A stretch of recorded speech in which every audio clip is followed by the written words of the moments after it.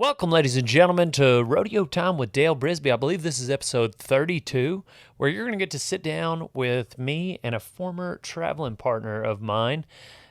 He's not still rodeoing quite as hard as we were back in the day. Your boy's still going to him.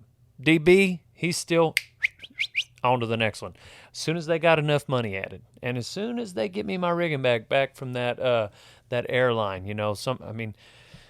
Dadgum Airline lost my rigging bag, and you know how hard it is to deal with lost luggage. And as soon as I get that back, it's been long enough. 6 years is long enough. Send me my dadgum rigging bag. And you guys know how much I don't like to borrow bull ropes.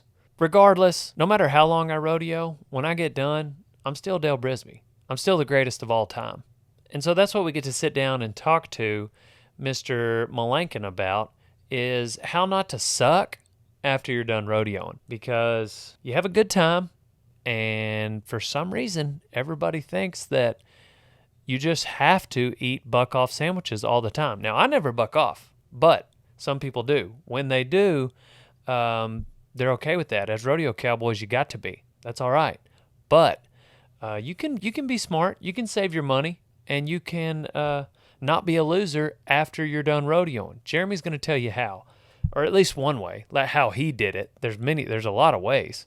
But we talk about some rodeo stories, and we're on to that. The point is, when you're watching this, just know that it was on the fly. The audio is not the best. The video sucks, but it's a really good conversation. So please enjoy these re-ride stories and real estate stories from Dale Brisby, Donnie Daytona, and Mr. Jeremy Malankin Melanson. Rodeo time. Gotta get her on down the road. Yeah. Do you have your card this year? Man, I do not have a card right now. I normally wait till about halfway through the year to buy it, so that I don't miss a year. But I don't really, I didn't go to any rodeos on my card last year, but I did have it. So I'm just going to. You didn't go to one rodeo? I think I did go to one rodeo. Did you go to Huntsville? No, I didn't go to Huntsville. I went to... Did I go? Crockett, to the Murtis Dykeman. That's what I went to. Memorial or whatever it's called. It was a pro rodeo? Yeah. Jeremy and I used to travel together. No, Murtis Dykeman may not have been a pro rodeo. It might have been Sammy's rodeo that was the pro rodeo. Yeah. I don't know, man. It's been a year. Sorry. Jeremy and I used to travel together. He got really good at turning out. Boy, got even better at entering me, even though I would turn out. Yeah. So, well, that's all right. We can edit it. oh, I'm already so bad at this. That's okay. It'll just be a little quiet spot. Nobody will even know. Yeah. But first you traveled with Jacob Crawley and Sterling Crawley in their ambulance. Yeah, I did some time in their ambulance for sure. Their ambulance was the worst purchase I think I've ever made in my adult career. Every rodeo would announce that it was Jacob's and Sterling's ambulance. Yeah. And that they wouldn't really even say anything about Jeremy except his name when he rode. But it was Jeremy's ambulance, and he's the one that bought it and put it together. Really? Yeah. Yeah. So where'd y'all get it from, like New Jersey or something? Me and Sterling flew to New Jersey to buy a sight unseen 1989 green and white old ambulance. I showed up and I asked the guy, hey man, this thing's gonna make it, right? It's gonna drive good. And he's like, oh yeah, it's in great shape. How far are you going? I said, Texas. He's like, oh man, I can't guarantee it's gonna make it to Texas. It's gonna be fine. I drove the first hour. And Sterling was like, you sure you don't want me to drive? You sure you don't want me to drive? You sure you don't want me to drive? Finally, I was like, yeah, you drive. He's like, come on, you got to check it out back here. I'll drive. So I was like, okay, you drive. He drove 22 hours straight back to the house. Oh, wow. I did not have another leg. I would wake up, he'd be on the loudspeaker, like when we go into town, hollering at people. I'm like, that's the first thing that has to go. Like, we left all the lights on it. We didn't leave the lights on the top. But yeah, the loudspeaker had to go for sure. What was the back like? Did you guys...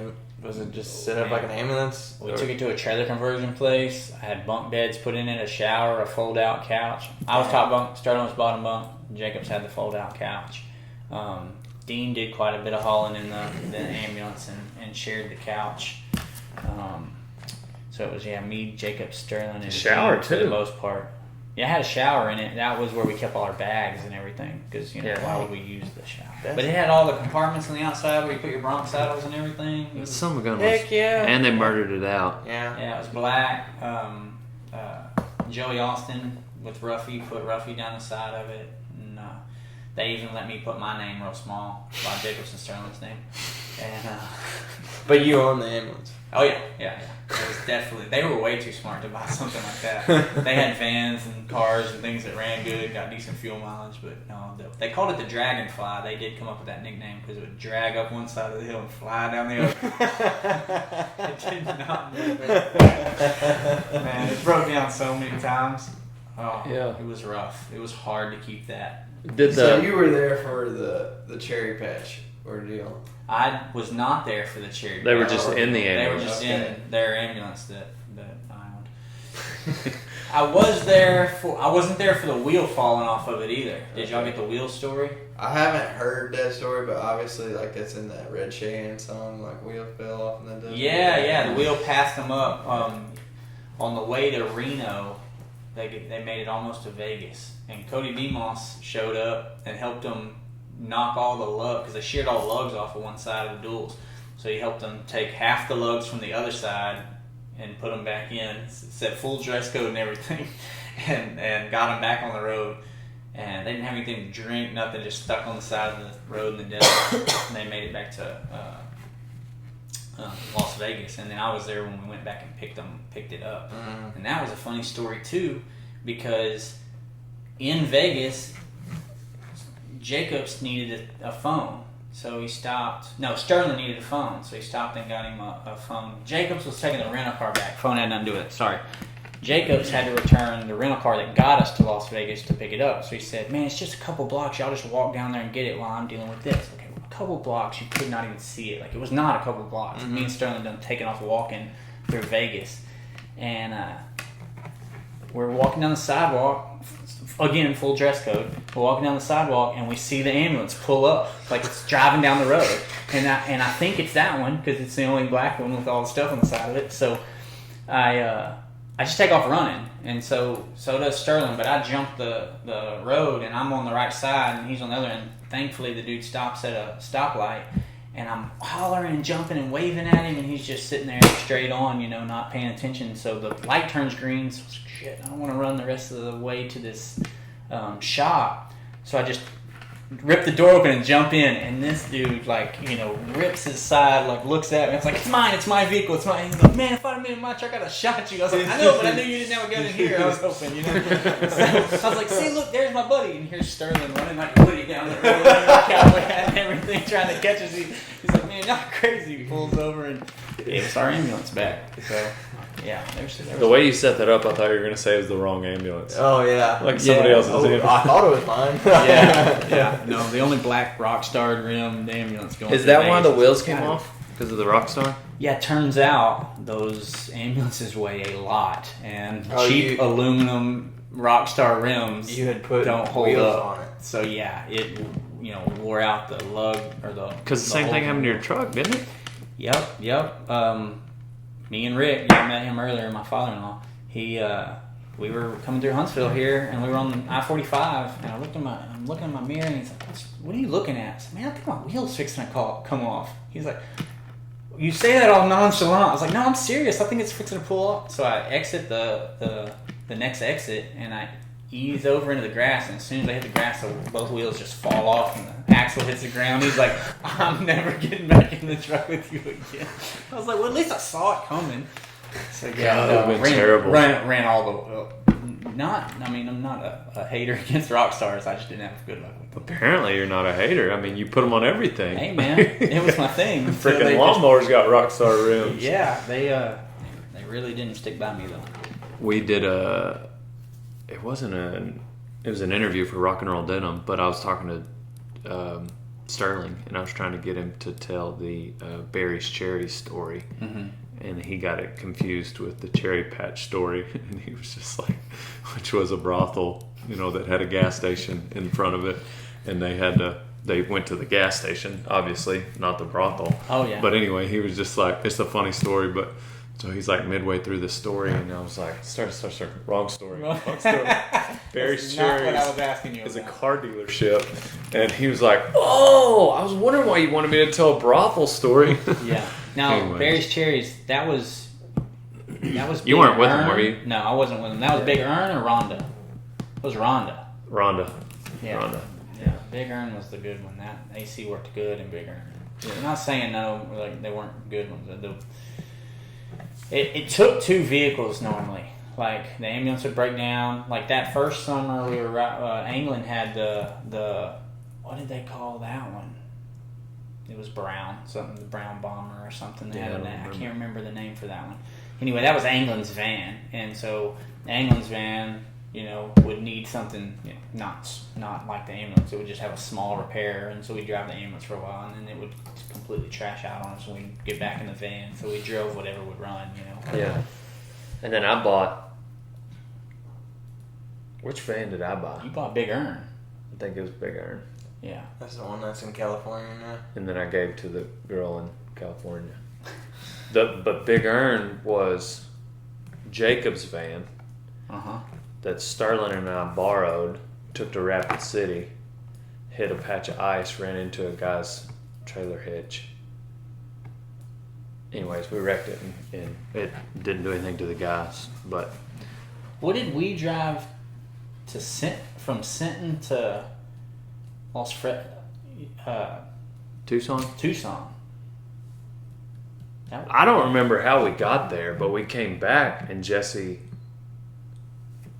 Oh, and What's his name's van? Artie and Artie Meyer, and but who owned it? Jesse. I do not remember. How did we get there?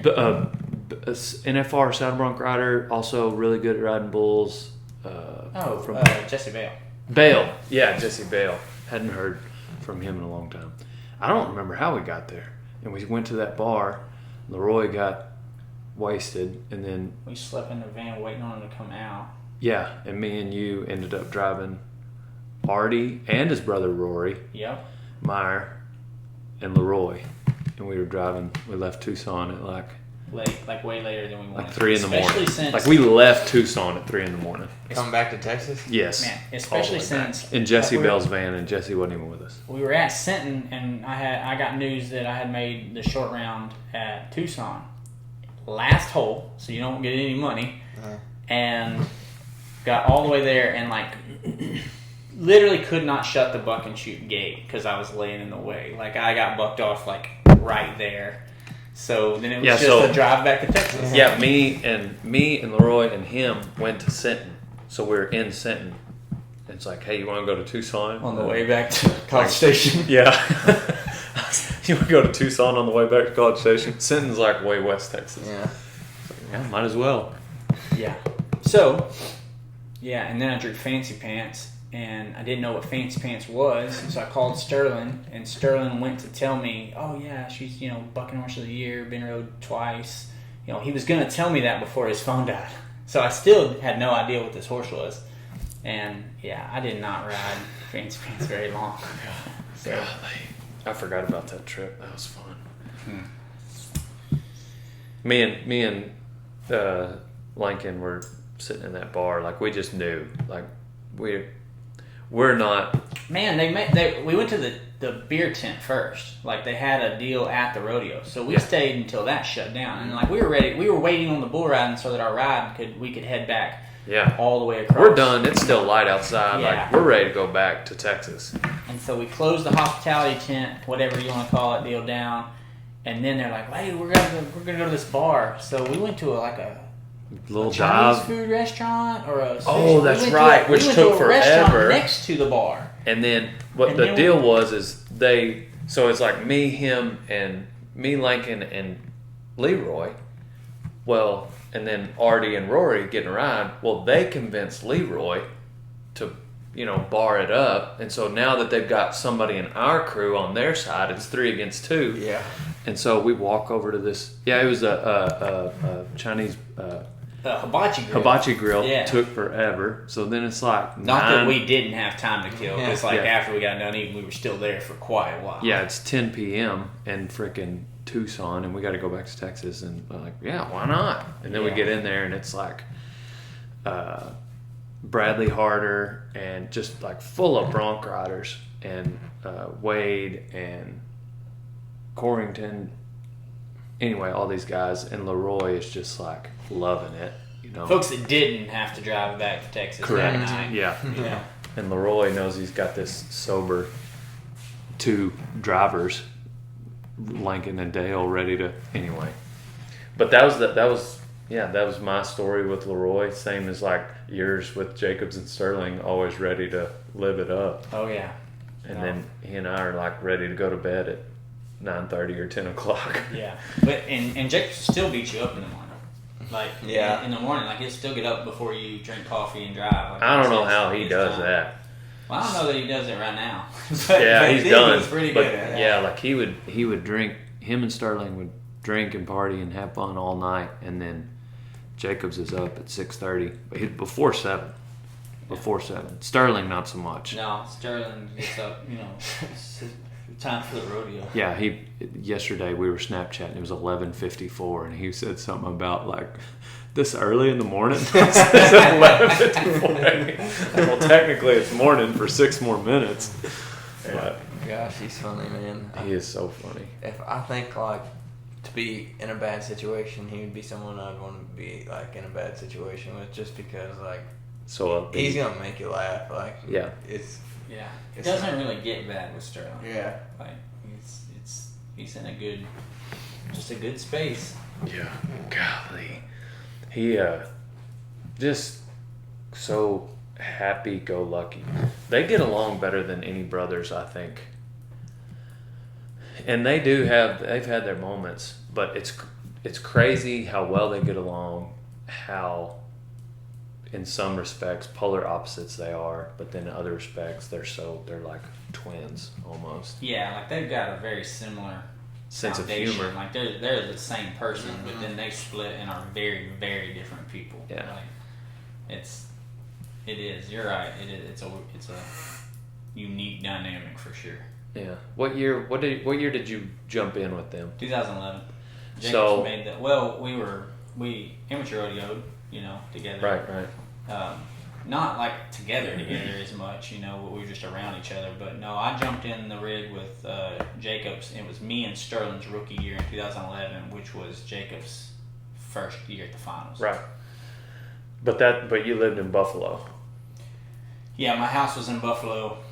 I stayed, Talk about Everywhere else. tell us about your progression and your view on building a company / working while you're rodeoing, and like the dynamic between or I guess how you viewed making money and rodeo together at the same time.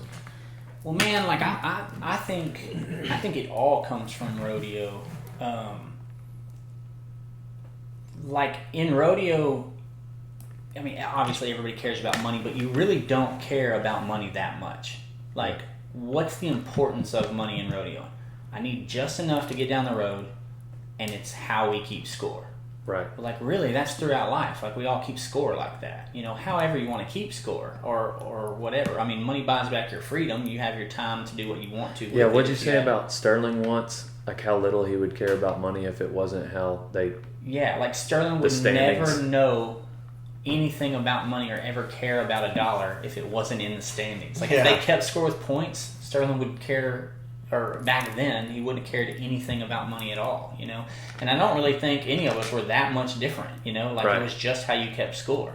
Like, we needed enough to put fuel in the tank and get down the road and pay entry fees and things like that, but money was just... And that's not a slide where at to keep Sterling. score. That's just No, not talking at all. about passion of the sport. I respect the hell out of that. Yeah, Like, and so that's where everything came from. Like, a lot of cowboys turn into entrepreneurs because it's part of the game. Like, so you're gonna go in a job interview and you're gonna be like, all right, man, I want this job really bad, but I'm gonna be off Thursdays, sometimes most every Friday, Saturday, Sunday, won't ever work weekends, and I need to leave for about 2.5 to 3 months during the summer.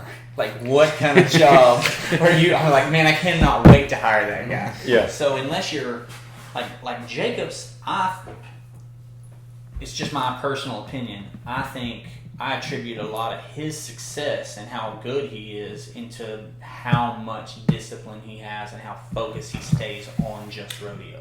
Like, he's extremely rodeo focused. He works out, what he eats, what he, how he spends his time, what he listens to. Like, when he wakes up, he reads his PSN, drinks his coffee. He's very routine. It's his job. It's what he does. And this isn't something because he was the 15 world champion or because he's the director. This he was doing that day one. 2007. Yeah, 2007. Like, when I met him, this is the person he was.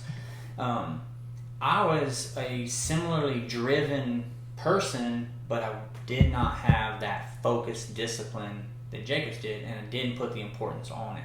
I'm not saying that I could have had the same level of success if I'd done the same thing. That's not what I'm saying. I'm saying that I now have a better vision of what it takes to do it, and why what he did was so important, and why there's a lot of guys out there that can win any day of the week, but they don't win consistently, and that's why, is because the level of focus and dedication you put to it.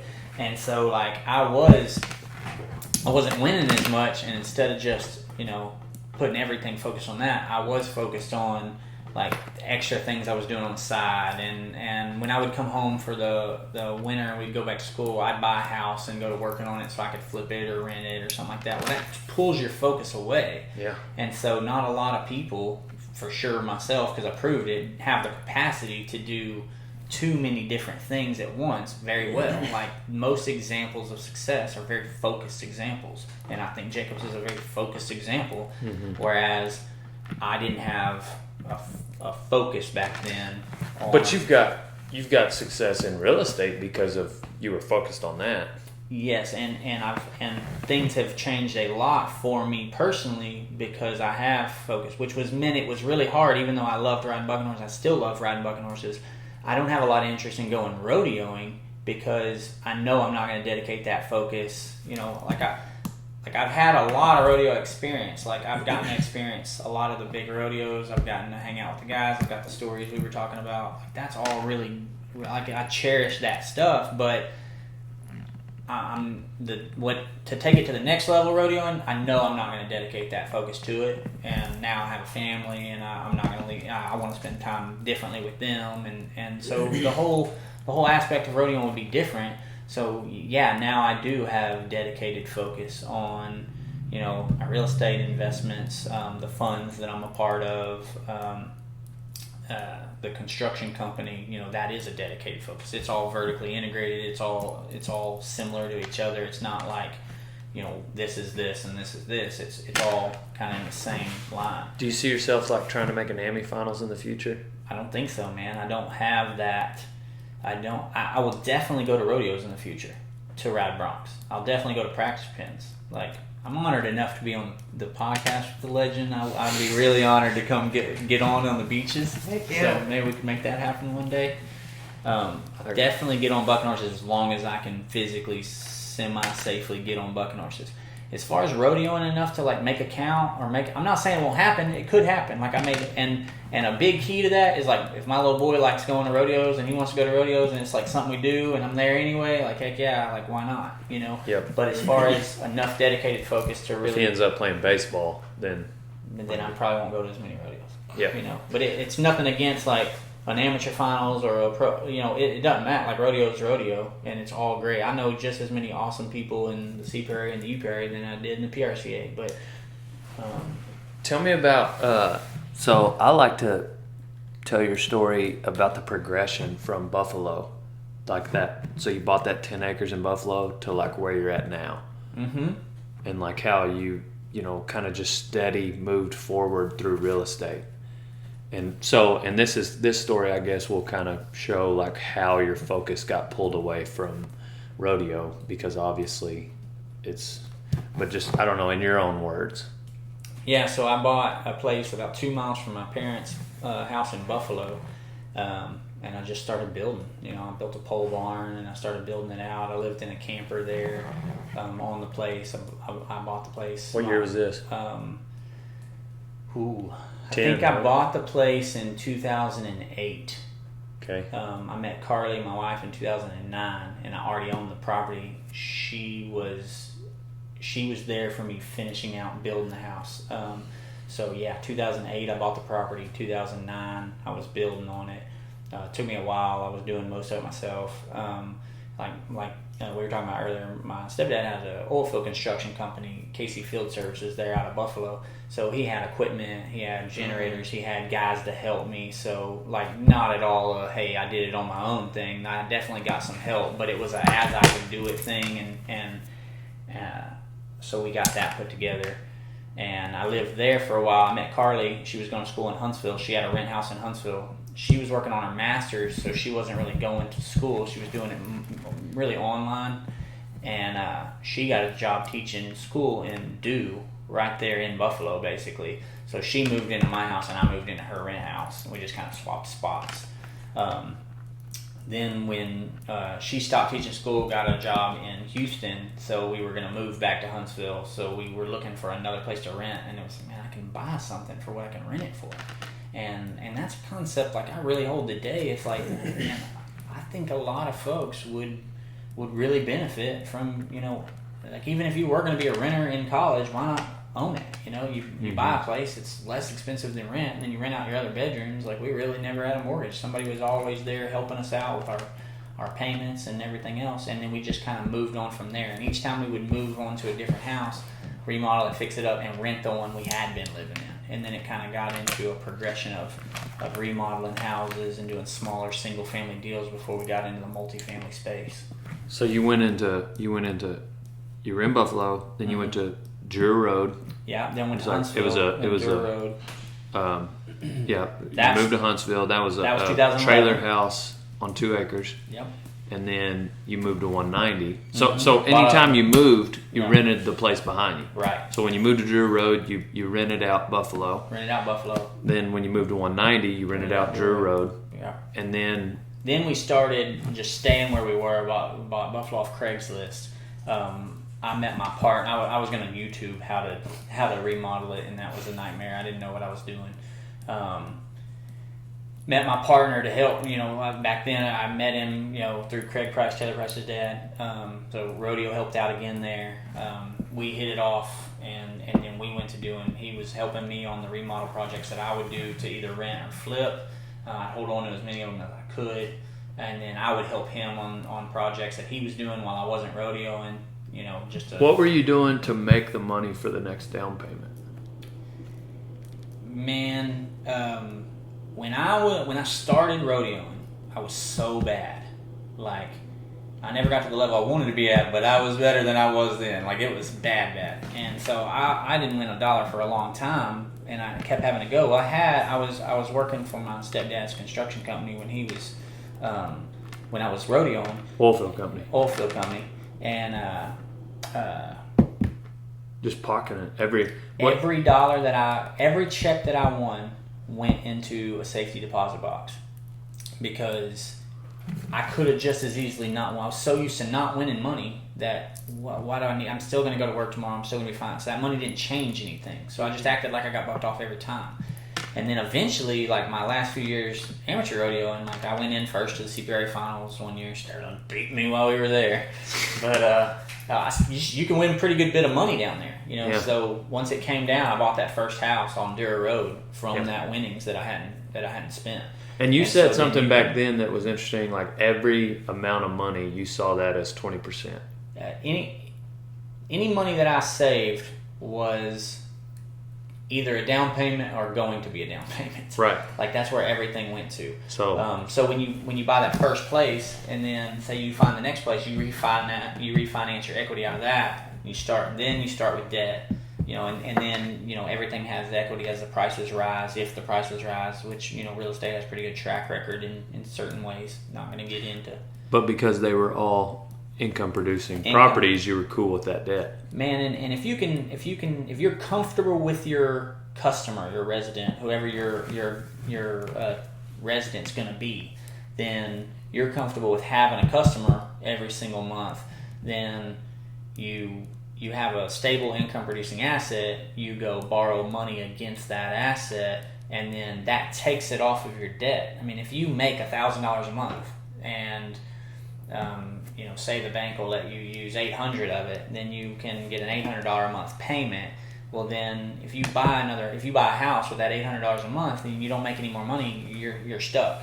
Well, if you rent that house out for $1,000 a month, then now you make $2,000 a month. You have an $800 a month payment. You can get another $800 a month payment. So your income grows with your debt. So there's really no cap there other than down payment. See, I've been listening to you talk like this for 10 years.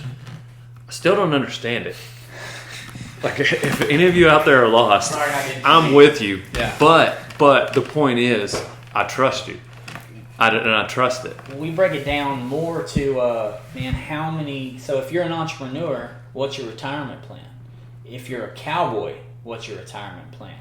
So if you're a successful rodeo athlete and you've been putting all your dedicated focus towards rodeo, but you're making money, how you actually mentioned this on your what y'all both did you're talking about on your podcast where the whole posse was there. I think y'all did it Monday. You were talking about I forgot where I was going with that. You're talking about making money rodeo and making money, and like if you're retirement plan. Oh, okay. So yeah, during your podcast Monday, you talked about like guys getting started. It's going to take you a solid 4 or 5 years to get going, but then when that guy, years. dang it, Sterling, 45 years, 4 to 5 years to get going. Yeah. So you were saying when that guy was saying, "Hey, it was at 29. Is it too late to start rodeoing or ranching?" You're like, "Hey, the rough stock does definitely have a time limit to it. So there needs to be some kind of what am I going to do after? What am I going to do after rodeo? You may not ever leave rodeo. You may not ever just give up on it. You may be a successful guy going into the NFR year after year, but sooner or later, that young competition is going to bump you out. And are you going to go get a job at that point? And what level of experience? Like I loved people talking about college as a backup plan. Well, Jacobs is a very successful bronc rider with an engineering degree. Does he want to go be an engineer at 45 years old? With no engineering experience. It may have been a backup plan those first couple of years. I ultimately think it was just something he was interested in, and his dad did it, and he's got that mindset. And we all grew up in a time where you had to go to college. Right, yeah. And also, college rodeo. And college rodeo is a big benefit, if they're right. and if you can get your college paid for, why not? But as far as a realistic backup plan, put that money to where it can grow and work for you. Let me see your watch. Much better. Probably. It's probably picking up there. Your watch. Anyway. Picking up. So I think it's good to have, have that backup, a real backup plan or a goal set. Like, what do I want my life to look like at this point? Like, that's where a lot of my goals started was, man, I'm planning on having this family, and I want to spend time around, my kids. And like, if he has a baseball game on Wednesday and I want to go, I want to be able to go. Well, back to the other point of money is freedom. Not just keeping score. It's freedom to use your time how you want to use it. But most all the key business concepts that I believe in very much came from rodeo. And I attribute rodeo to a lot of any success that I've had in a business point, like abundance mindset, for instance. A lot of folks believe I'm going to get this idea and I'm going to keep it secret and I'm not going to tell anybody how I do anything, and they're going to keep all this to themselves. And so Zig Ziglar says that he has a quote that says you can get anything in life that you want if you help enough other people get what they want. And that's what I believe. Well, if you look at a lot of other sports, I think just hearing people talk, because I wasn't very athletic, so I didn't do a lot of sporting, but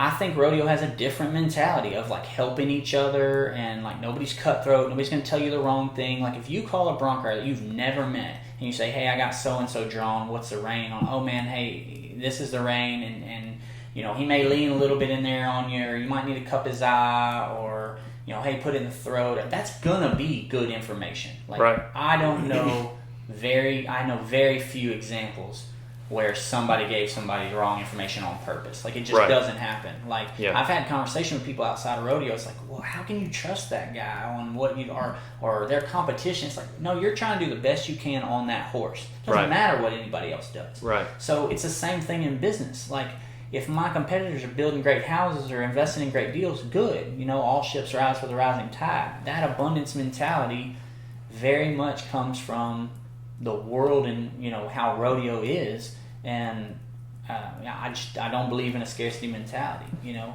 Yeah. setting goals.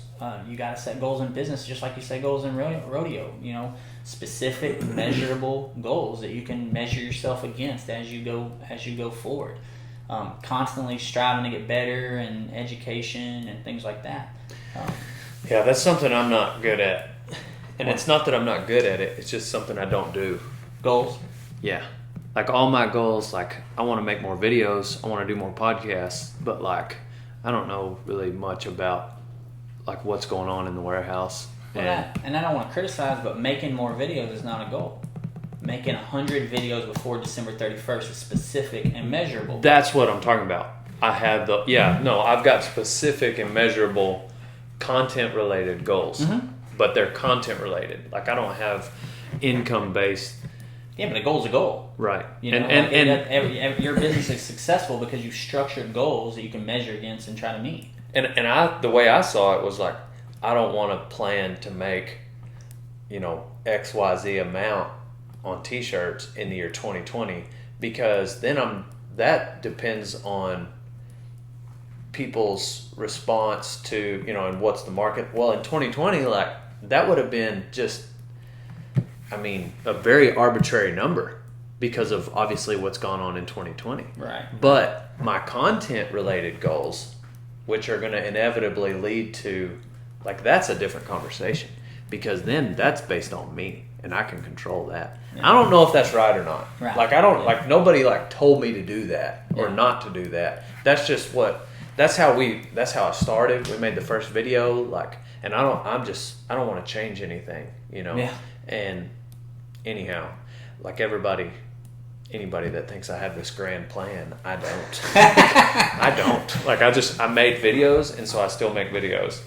And people come into the warehouse and they're like, well, what do I listen? Like, I got this lady right here that works for me, and I trust her, and she runs the books. And if she wanted to steal it all and go to buy a beach somewhere, she wouldn't be able to buy a beach, but she might get to go on vacation once. I don't know. She could do that. You know, I just don't know. But anyway.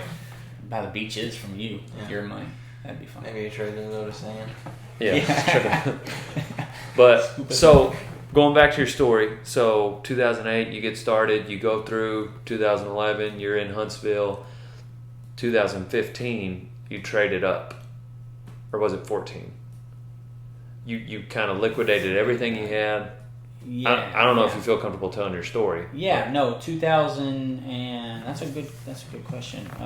2015. I remember pulling onto this property and you had like one of these built. In November of 2015, I believe is the right date. We started 2 duplexes. So we were driving through Wyoming in the ambulance. Jacobs was driving, drinking coffee, and I was sitting over in the passenger seat thinking, man, I'm going to have to get a lot better at rodeoing if it's going to pay bills for this. I started putting those goals out. Like, when do I want to have a family by? When do I want to get married by? When I started forward thinking my life to try to start planning things out to where I want to go. I believe we all have this vision in our mind. It may be a fleeting thing. It may be something we just think about every once in a while. But we see ourselves doing things in some future time. Right. Well, what kind of house do you see yourself when you say, what are you driving? What are you doing? What do you have the ability? And I feel like most people, you know, a lot of times just kind of get to where they're going because that's where they were headed when the time happened, you know? Yeah. And so when I started putting it into a timeline, it was like, hey man, I better get to moving, you know? So what do I need to make a month? And so I came up with my number. Like, okay, what could I build to produce that passively? Or there may not be any such thing as passive, but passively, you know. to where I could still rodeo, or I could still have freedom with my family, or I could do whatever, and I could still make an income. And so I came up with this plan, and then I started looking at property, and I found this piece of property like that day. And I called and made an offer on it. I flew back to sign the papers, and we were off to the races. I did, like you said, I did trade up. I sold a few pieces of property to build the first 2 duplexes. Worked really well. We had a great response. We're here in Huntsville, Texas. I was on the Sam Houston Rodeo team. In 2011, we won the men's national title, and I was the 5th place saddle bronc rider. And Jacobs won it that year. Yep. 2012. And he was at A&M. Woo! Yeah. Not Sam Houston. No, not Sam Houston. Well, me, Sterling, and Greaser, or Greasy Baby, the 3 Sam Houston Bearcats that went for the Southern region the next year in 2012, and I ended up the reserve champion behind Tyrell Larson that year. And we won. Dang, I forgot about that. And we won the reserve title that year in the men's team. Dang, Tyrell. So, just had to beat me. Yeah. But anyway, so Sam Houston's here, and I had a good relationship with the coach Bubba Miller. I had a working knowledge of what folks need in order to keep a horse in this area. The problems me and my wife had, where we could find a place for her horse, which is why we ended up buying that place. Those places were getting more scarce as the population grew. So we just started building. The next 2 duplexes we built by, I had 1 rent house in town that we sold, and I did the next 2 duplexes. And then that 3rd year, we had Slevin. We decided we were gonna sell our house and move into a guest house temporarily that we built. We all bought a piece of property together. And we all being you and your wife, me, my wife, and her parents. So my in-laws. Your in-laws. They were moving from George West over to Huntsville area, and they moved in with us while we found the place to buy. So me and Carly were already looking at a different piece of property to buy. Well, if we all went in together, we could get nicer. We thought it was a better piece of property. We love it out there, and they were ready to build, so we built their house with a guest house attached to it, and we made it like 3 days on our own, being used to having Yaya right there, Carly's mom, right there helping us with the baby. So we were on our way back from the rodeo in Llano, and she said, "Hey, let's see if they'll let us move into that guest house." And so I listed it and sold that rascal in 30 days, and that's what we built the 12-plex with. So you moved into your in-laws' guest house that you built for your in-laws. Yeah. So you have this built-in babysitter, but you did that all so you could build more onto the grounds. So we could go from 8 units to 20 units. So that's what he calls this property. Yeah, the grounds. So we had 20 doors that we owned, and we were homeless. And I've pushed that about as far as I can. And so you're 5 years later owning the grounds. Well, so the next phase of the grounds was I wanted to get into bigger projects, and I wanted to bring in investors and learn how to do that properly. So I got in with a really good group, and that I listened to the Real Estate Guys radio when we were rodeoing very first off. So they'd wake up and be like, "You're listening to this stuff again. How do you not fall asleep?" I was like, "Hey, it's my turn to drive. I listen to the podcast I want to listen to." Early on podcasts, you didn't have to search through the real estate podcast to find them back then. And they've been around since 97 on radio, So they do live events. They have groups. They're probably the best syndication training, which is bringing in other people's money, putting a fund together, getting it either through the SEC or exempted, doing it properly, bringing investment funds together. So, we decided to build 10 more cabins and bring in investors so that we could see how that process worked, and it's been really good so far, and the people involved seem like they're really happy, and everything's moving forward. We're actually gonna go for another phase here pretty soon. And then after that phase, it'll be 42 units. 42 units will be complete. Do you feel like, if you'd asked yourself back when you were driving across Wyoming, That's where we started with this conversation. I'm sorry. Okay, so But it do was you going feel to like be you- 4 duplexes. That was it. That was the master plan. Oh wow. Right. So eight duplexes. There's 4 now, and then the 12 one-bedrooms. So there was going to be 8 duplexes. Property's done. Like, it was going to be very simple, right across the front. The property's done. It But wasn't going to cost near as much, and it was going to make a lot more. So that's why I only needed 8 back then. It doesn't work. I learned a lot. Yeah. On from where I had planned. So that goal, I never reached that goal, and so we're sitting in this massive failure. That's probably my biggest accomplishment. biggest accomplishment to date. You know, and it's from, if you measure it by what it looked like in the ambulance driving on the road to what actually happened, it's a huge failure. It wasn't anywhere close to what I planned it to be. How? Just because it didn't come out to how you planned it? Yeah, the first thing I did was clear it and realize there was a big gully and I couldn't build duplexes across there. So, well, that's a huge problem. Well, you just change it, you know, and if it's based on something good, I'm not saying just go out there and shoot from the hip, but if you base it on real information that you believe in, then, you know, I think it'll work. Even though, so like back to those goals, you know, who cares if you miss the goal? Like, it might be kind of a corny saying when people say shoot for the moon, you still land amongst the stars, but, you know, what's missing a goal? Like, if you miss a goal, if you don't quite get there, but you get somewhere near there, you're probably better off than where you were going to get just Yeah, it headed was your out. goal to begin with. Yeah. I'm just curious if you, technically you missed your goal, but, I mean, would you even have dreamed this is where it was going to be? No, I didn't think it was going to be. I mean, we've got a lighted arena. We're going to have 42 units. We're going to have a gym. You know, it was going to be 16 2-bedroom units with pastures. That's it. It was Right. not going to be anything like this. It was, you know, it's a staple in Huntsville now. You know, Yeah. like it's a Yeah. place in Huntsville, So, and What? it's Like this would be paradise if you're college rodeo cowboy. and this is a good school to college rodeo. Yeah.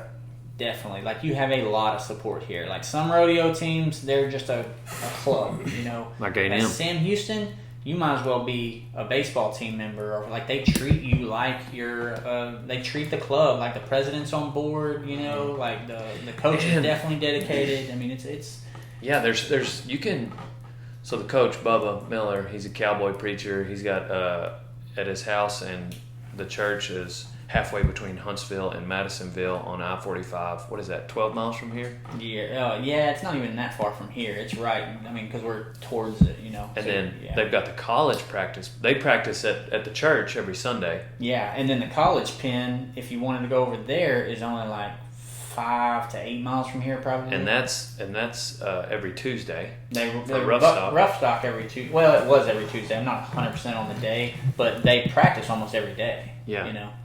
So, but because there's so many people always talking about, like, I get tons of inquiries on how to get started rodeoing, or where can I? Because there's somebody out in the middle of Nebraska, or like Garrett Kelly. He used to work for me. Like, he's trying to rodeo hard. He's got to drive 2.5 hours for a practice pen. So if you don't so when I bought practice horses when I was right out of high school, I had to haul them 15 miles, and I had to get enough buddies together Yep. to pick up, Yep. pull latches, push your horses out, flank.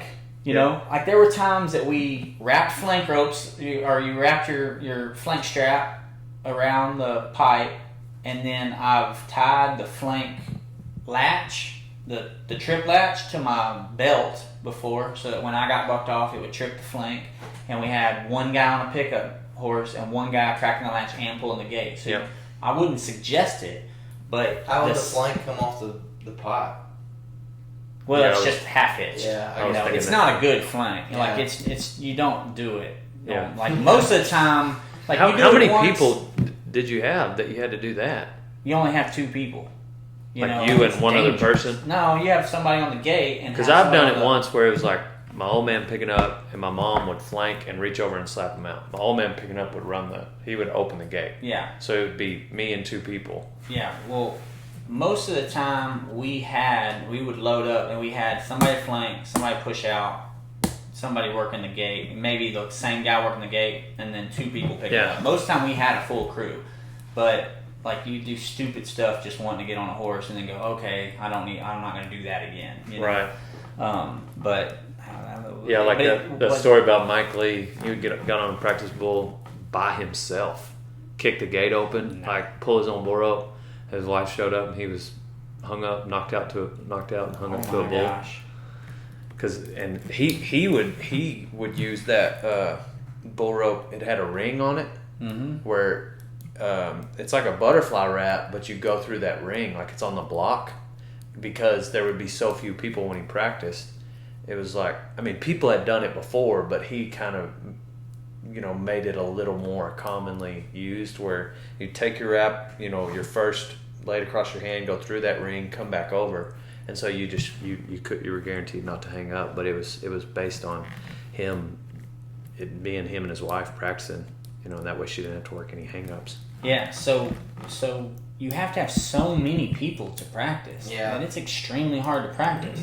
So if you can live in an area where people are, to where it helps practice and they know what they're doing, it's good. I mean, think about Huntsville alone, like just the little area of Huntsville. You have Sterling Crawley, Taylor Price, Bill Tudor, Jake Brown comes up to Bill's a lot. Even right here. You got 3, 4, 5 rough stock guys right here. Right here at the grounds, living here. So, that's a dozen people that we've named in 30 seconds. Right. So it's not, and then people coming through everywhere. Malcolm lives over there by Sterling. There's plenty of folks in the area to help you out. Not to mention, when it comes time to go to a rodeo, like, you ain't got to drive but 25 miles every week. Right. Like, Greaser was living here. Garrett Aldridge is around the corner. Like, there's plenty of folks. That's Texas, and like, when I was living down in this area, like, the CPRAs, UPRAs, open rodeos and bull ridings, like, you can just freaking drive down any dirt road and there's a team roping pen. Yeah. There's in a good spring evening where it's getting dark, you just drive down and you can see all the lights for the rodeo. It's or the crazy. Because there's so many people and it's Texas. Anyways, I'm sure there's other parts of the world where it's similar, but anyway. So if you live this community, for instance, and you're team roping, but you got 6 or 8 other people here, then you don't have to go to a jackpot. You can rope right here, and it helps being around like-minded people, driving each other, making sure you're in the practice pen, making sure you're in the gym, because like we talked about, there's a lot of dedicated focus going to go into it if you're going to be successful in rodeo. Like, rodeo is the most humbling sport I've ever seen. Like, nobody's just going to go out there and snub their nose at it and be successful. Like, you're going to put in the work. Yeah. And it's going to take you some time and effort. And like, just having other, the best part about rodeo with Jacobs and Sterling was they would keep you up.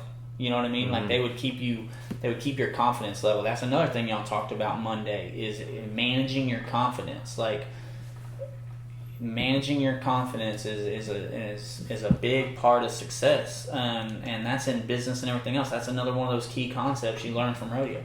At the college finals that year, Corey Ross, another cowboy preacher, he had a Sunday morning deal that we went to that morning to listen to him, church service at the college finals, and it stuck with me ever since then. It's something I think about all the time, is that Corey related rodeo and life and everything together that has ups and downs. I mean, like, an example of rodeo, if you win a rodeo till you go miss your mark out, like, you're talking about in one weekend you can go from very, very high to very low. Yep. And if you can't manage that and find an even keel and enjoy the time when you miss your mark out, not the actual missing, but you're at a rodeo, you're with your get over it. Understand that you're nothing, you're not better than anybody else just because you won this one. You're just another person that's enjoying the day with everybody. Yep. If you can keep even like that. And Corey did a very good job of explaining that, and it clicked with me that it's life is important. The whole trip, the whole book, not just the chapter, not just the page. So managing your confidence, because if you're on top, nobody can knock you down. But if you're on bottom, it's hard to climb up. If you can't get all out of your way and manage your confidence, happiness, whatever you want to call it, So like, that was another really good point. I was listening to that podcast. I was like, dadgum, like, they're bringing out the like there's a lot of deep stuff in that conversation that was really, really good. Well, I've always been intrigued by your story because sometimes whenever you look at rodeo cowboys and you get behind the chutes, they just feel like you see some of them that think Chris Harris. When I was really young, I was at Bubba's. Chris came and he said it a little more bluntly, and it kind of rubbed me wrong the way he said it. But he said, if you think you're going to make a living rodeoing, you're crazy and you need to get that out of your head. And I think he could have handled it and like explained it a little more diplomatically, where it was more like, because Jacobs, he's been married for since 2014, so Jacob's been married 6 years, or 15 maybe, 5 years. He's not spent more than 2 weeks away from his wife. And he's gone to the NFR every year and been a world champion.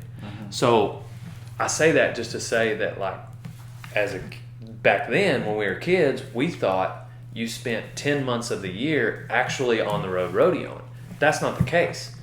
In the spring and the fall, like, you're back at home on a Wednesday night, on a Thursday, most Friday, Saturday. Like, you go out full-time rodeoing. Like, if you really try, you can be gone for 2.5, 3 months full-time. Right. You don't have, like we were young, first getting out there. Jacobs was road. Like, we went to 125 rodeos a year. Like, Jacobs was rodeoing. Right. So you really. But even then, he's only gone 3 months, and he's back in school. Yeah. He got his degree when he was going to 125 rodeos. He took his finals with, like, I don't know what you call it. It wasn't Zoom back then. But Oh yeah, I remember. I was in the hotel room. Yeah, he was doing video conferencing to take his finals at the while NFR. he was at the NFR. And Right. I can't tell you how many people he had tell him, just wait till you get done with school and then make a run. Don't do it right now, Right. because you're not going to make it while you go to college. And he proved him wrong. My point is like, I thought, and I was one of them, and I kind of changed my mindset later that, like, and Chris was especially, I guess, talking to me, that, like, you don't have to be, even Jacobs wasn't, like, just sold out rodeo only to be successful in rodeo. Now, you do have to focus, like what you're talking about, but there's ways in which that you can be smart with your money. You can be, like, you don't have to be broke on the road all the time to get the rodeo experience. No. Like, you can be smart with your money. You can make wise decisions with your side hustles, so to speak. Now, you do have to have a job that will let you be gone Friday, Saturday, Sunday. And so, or find a way to make money. You know what I mean? Like, there's so many ways to make money. You know? If you're not going to do something on your own and you want a job. Like, for instance, I'm sure, like, guys that work for me, like Donnie, like, I'm going to let Donnie have that kind of schedule. Right. Like, you would probably, because you're a rodeo cowboy, I'm a rodeo cowboy. Right. So, like, you could work for those guys, or you could have a side hustle, like guys like Greaser was, mobile car wash service. Man, we sold cedar posts. Yeah, like whatever. Everything. But essentially, you are the epitome of someone who can, like, yes, you can rodeo and have the rodeo experience, but also make wise decisions in life and not be a broke bum at 45 years old. Absolutely. And when I was starting, and I won't name the name, but hey, so-and-so is in the area. He's living up here. Oh, awesome. He's an NFR qualified bronc rider. You know, I want to go get on horses there. Okay, so I did. It was not what I was expecting. He was living in a horse trailer, plugging into this arena because they were letting him live there. You know, like, it was not that, like, I had this picture of, man, I'm going to set this goal. I'm going to go be an NFR bronc rider, and then the doors are going to open up and all the success is going to flow in. And then you're looking at this guy that is like, that is not the story of his life right now. Right. And I need to start paying attention to what's going on, because that's, even with all of that accomplished, this isn't what I want that chapter of my life to look like. Mm-hmm. You know, so it could go both ways. You know, like, if you dedicate yourself to something and put the work behind it, there aren't any constraints there. You know what I mean? Like, it all goes the same way. Like, just like Jacobs, like, he focused 100% on it, but then he was, when he hit a lick at the NFR, or even Cheyenne, he was smart with his money, did his real estate stuff, And now all of a sudden, when there are no rodeos and it's 4th of July and he's in Stanford, Texas, because everything's canceled, like he's not having to get. He's enjoying the time home with his family. Exactly. Not having to because he's been overstretch, wise with his money. Anyway, I see a lot of, we all do. We've seen those guys, and if they understand the reality of what their life's going to be like when it's done, and they're okay with that, that's fine. Yeah, absolutely. That's fine. I'm on the But same we page see those there. guys that are just delirious. They visualize, like you talk about, this ending with all this stuff, but all the while when they hit a lick at, and win a perf at the NFR and they got that cash and they go buy a jet ski with it, that ending isn't going to be there. Right. Like, anyway. If they don't, it's amazing how dedicated and focused someone can be on one thing and then ignore so many other aspects, and then they have this really great chapter of their life, but the book's not that great. Yeah. Or they don't see how great the book is. I mean, I'm kind of on the bandwagon of, hey, it's good if we're here, Right. But I could see where things would be really hard. And if a guy had to choose, I would choose, like, if you had to choose, like, you could only rodeo, but you got to stay broke, I would probably stay broke. Yeah. You know what I mean? If you had to choose one or the other, Right. like I would, and you had to be okay with, like, okay, the best you're going to get after you get done rodeoing is living in a double wide, then I'd live in a double wide. Yeah. But fortunately, because we're in the U.S. of A., you don't have to choose that. You don't have to choose. Like, if you're willing to work, you don't have to choose. Yeah. But, Not that I'm above double wides. hey, or jet skis. That I too. don't know why we're hating on jet skis. I'm not. I'm just saying, like, hey, it wasn't that long ago that I lived in my sister's office. Yeah, so I had a double I wide ain't even, and a jet ski before, so yeah. I don't have either one anymore. But Yeah. I'm still living in a guest house, so I don't know what we're talking about as success talk. Yeah, you're living with your in-laws. Yeah, there you go. My roommates, they don't ever leave. You got a built-in babysitter with your. Anyways, that's just wise. Yeah.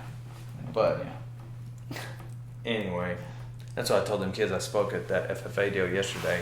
I was supposed to just go with this ag teacher, and we were gonna deliver their awards because they couldn't have the banquet. Then last minute they could have the banquet. Then the very last second he was like, "Oh yeah, we want you to give a 10-minute speech." And I was like, "Oh crap, I don't know what I'm gonna say."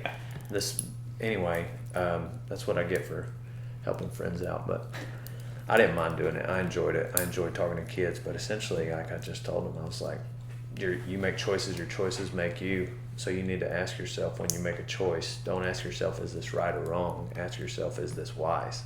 Because there's a lot of things that are right to do, like on paper, they're okay to do, like buy a jet ski, but it may not be wise for where you're at in life. Anyway, That's essentially what I... Just because they say okay and finance it doesn't always mean you should do it. Well, the bank let me do it. Yeah, it doesn't mean it. Yeah. So in the midst of this conversation, I'm a proponent of debt. I love using debt. It's a tool. It's not hey, I can't afford it, but I can get it because of debt. Like, those are two different things. You know? So it all comes down to education, but education in the sense of, if you want to do something in the future that you don't know how to do today, you're going to have to go learn how to do that thing. That's the education I'm talking about. Not, I'm not for or against college. I'm not for or against formal education. It's just, that's not enough. Mm-hmm. Even if you're a proponent of it, I've got a college degree hanging on my wall, and I hadn't had a job since I got it. But right. There were relationships though, and relationships from rodeo, relationships from college, to me, that's the key component right there of all those concepts we've talked about. Relationships are the most important. Like, I'll lose money as long as I don't lose the relationship. Yeah. I can go get money back. I got time. Even if I don't, it just buys freedom, and it's a scorecard. But it buys freedom to spend time with those that you care about spending time around, and that's the relationship. So that's why money is sometimes important. Well, thanks so much, Jeremy Melanson, aka Melankin, which came from Procom, because when you do callbacks, Jeremy Malinkin. When you do callbacks, they have an automated system that'll tell you when you're out and what you had drawn, and that lady on the automated system would pronounce his name, Jeremy Malinkin. And then Sterling got a hold of they had my, info. So Sterling called up there one card time and changed my nickname to Malinkin. So then I was Malinkin, if they pronounce it like that, or Malinkin Melanson, or Malinkin Melancon. I was getting on a Burwell one year in Hadley Barrett. Kind of got stumbled up on my name, just going through it, and it was Malinkin and Non. And Cody DeMoss, who's from Louisiana, so the name's really pronounced Melanson. He goes, "Come on, McClonkin and Non." He's running the neck rope, It's like, but they found out it was Sterling that changed his nickname because the M was lowercase. Yeah, so I had lowercase Malinkin Melanson. Yeah, and so you have to stay like that from everything you're entered through until you change it. So you change it, but you're entered in 5 rodeos. So all through Utah, I was Malinkin Melanson. But so it was, his nickname was Malinkin. Yeah. And then it was Lanko. Malinkin to Lanko to Blanko to Queso Blanko to Queso. So Sterling to this day calls me Queso. Queso. And what's funny is I can just it's just like on The Office, like, is it because he likes cheese? No. And then he goes through the progression. What's really funny is, so we have some other friends that Dale introduced us to, and we go out to eat. Like, we're like, hey, I have some friends in Huntsville. It's all, we're coming to Huntsville anyway. Let's Cody Johnson. He's trying not to name drop. I introduced him to Kojo. Okay, so Cody and Brandy come eat with us, and we're all eating. Well, it's funny because we don't hear anything from them or anything like that. Like, we all said, well, eventually, Brandy, Cody's wife, and Carly became good friends, and we started hanging out, and we're all really good friends now. And but the funny story that Brandy finally told Carly one day is, she goes, I could not find y'all. Like, it was, and so she's like, I just kind of was like going to look you up on Facebook. Maybe we can get together and eat again or something. She was like, well, I was getting my hair done in Huntsville, and I was like, I met these really cool people from Huntsville not too long ago. It's Lincoln. And she's like, do you know their last name? And she's like, I don't know. Maybe their last name was Lincoln. And she goes, no, it's Malinkin, and that's Jeremy and Carly Melanson. And she's like, no, that can't be right. When I just introduced him to Cody as Malinkin, and he heard Lincoln, or remembered Lincoln. Or Randy did, so that was really funny. That's another name. Lincoln. So the name has went. It took on a mind of its own. So now, like people don't really look at it. Yeah, Sterling's like Queso. Queso Blanko. Yeah, Blanko Queso. Yeah, Jacobs was more like, I'm not sure who's a bigger proponent of nicknames. Like, but you were getting a nickname. Like, but it's funny that neither Jacobs or Sterling have nicknames. Like, well, he's sometimes called. There for a little bit, he called Stir the boy. Yeah. Jacobs never had a nickname. Jacobs don't have no nicknames. Like Jacobs, he's way too professional. He don't have nicknames. he ain't gonna take a nickname. But that's where the nicknames come from. Yeah. You're gonna get a nickname from them. But, yeah. And not just people. Dogs and cars and Absolutely. signs and places. It's like this rolling deciphering nicknames. That's why he loved Barry's Cherries. Like, that's just an awesome name for Yeah. He appreciates good names. Absolutely. Even if he hasn't come up with them. Yeah. Yeah. And sure appreciate you letting me be on the Legends podcast. Thanks for coming on, explaining to all these rodeo cowboys how they can keep from being losers when they're done. Pow, and on to the next one. Tell them how it is. Oh yeah, life advice. We wrap it up. What's your life advice just overall? Man, isn't that what we just did? That is what we just did, but if you had to sum it up in one sentence. One sentence. Listen to this podcast episode of Rodeo Time again to see what we missed. That's a good one. I'm out today. I don't You've been asleep all day. Me? What? You are out of it. What are you talking about? You've got nothing to offer these young kids that are listening?